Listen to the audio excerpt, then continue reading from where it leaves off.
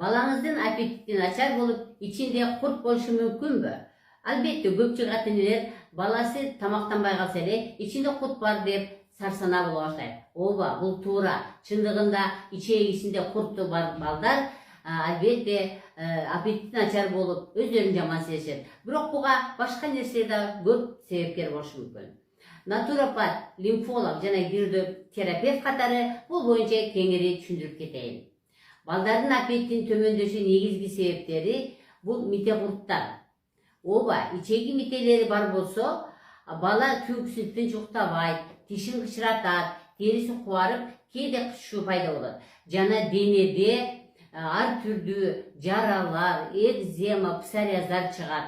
Мындан тышкары сахарный диабет, кант диабети, аллергия, өпкө оорулары, жөтөлдөр, бронхиттер, астмалар менен ооруп калышы мүмкүн. Ушул мите курттардын айынан жогорку айтылган оорулар пайда болушу мүмкүн экен.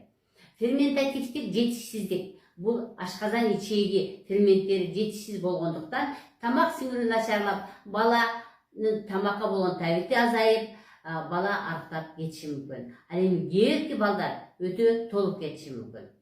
Лимфанын токтоп калышы мүмкүн. Бул токсиндердин топтолушу, мында зат алмашуу жай болуп, тамак сиңирүү терс таасир берип калат.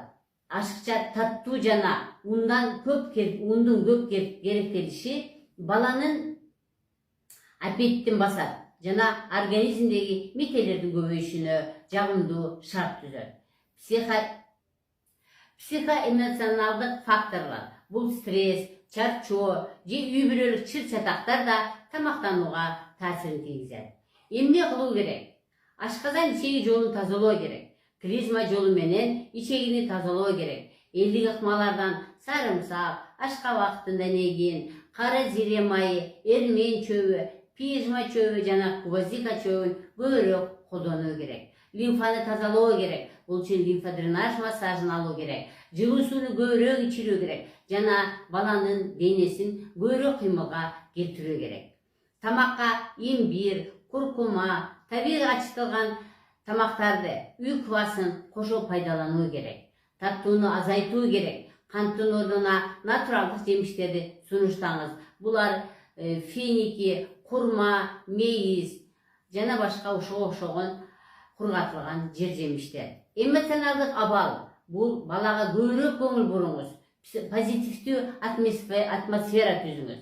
Эгер балаңыздын аппетити узак убакытка чейин начарлап, кошумча симптомдор пайда болсо, сөзсүз түрдө дарыгерге кайрылыңыз.